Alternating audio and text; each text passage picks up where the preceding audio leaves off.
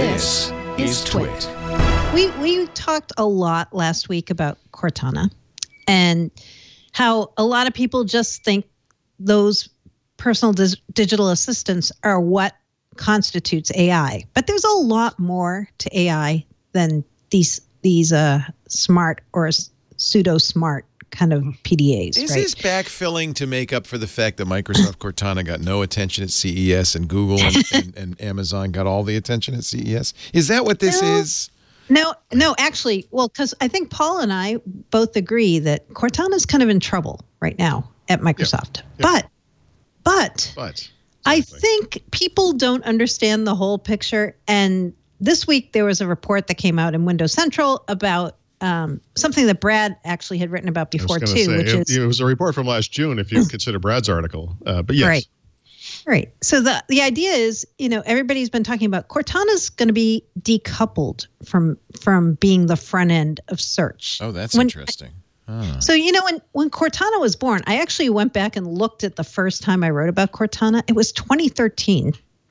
And the idea back then was, here is this front-end assistant that works on top of Bing, right? So as Cortana evolved, it was pretty much, I used to always say, Cortana is the lipstick on the Bing pig, right?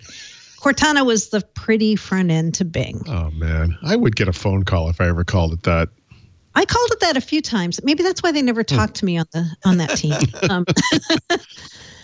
But now what they're going to do, and we've all heard this, Brad's heard it and Windows Central's heard it, I've heard it too, is they're going to take Cortana away from search. So the idea is Microsoft wants you to think Cortana is something more than just a front end to Bing.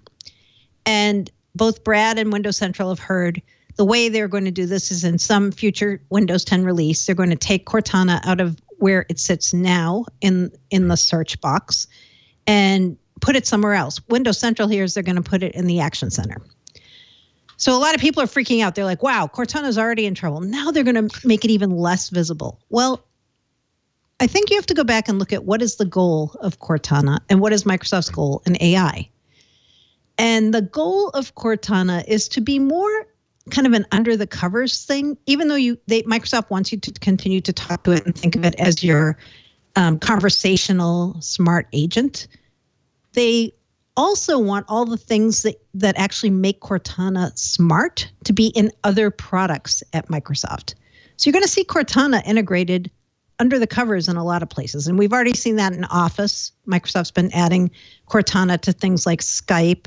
They're adding it to LinkedIn. They're adding it to Outlook, right? So that when you get a package, Cortana's tracking it for you if you want Cortana to do that. What's going to happen in Windows is going to be interesting, though, right? So if they take Cortana out of the search box and put it into the OS itself, that kind of begs the question, will Microsoft go so far as to say Windows is now an AI operating system? And you know what? I bet they're going to do it. You can't spell Windows without AI. Oh, wait. Why do I think that? I think we talked about this a little bit last week. We did. The kind of semantics around Cortana and a misunderstanding of what Cortana is. I mean, in Windows 10, they made the explicit choice to put this very big and easy to see Cortana box, but it right on the tab. confuses me because me too. The box says type here to search, and to the left of it is Cortana, and to the right of it is a microphone, and it says type here to search. Isn't that a little, I understand, this is confusing. I think this feeds into what she's saying, is that people kind of misunderstand what Cortana is, and people who are worried that Cortana is heading for some kind of a defeat, I think misunderstand what part of all this is important to Microsoft and for their future. You can today, for example, if you hit the Windows key on your keyboard and you just start typing, this is how Windows search has worked since, Windows Vista? Windows 7? Yep. I don't remember exactly. You can also, click into the Cortana box, like you said, but when you do, you actually get a Cortana user interface that comes up. The interesting thing that happens, though, is that if you actually just type, you see the same exact results that you would see if that search box wasn't even there. For that reason, I often just remove the search box because it's taking up space, and on a laptop in particular, it takes up way too much space, and I just don't have a need for it because I know I can always hit that button. But the ability to search, and typically what you're searching for is an application or maybe a document. You can also use it to search the web, and I think the App Store now too. But I think most people are searching for it. I use it for secondary apps. The apps I use the most often are on my taskbar.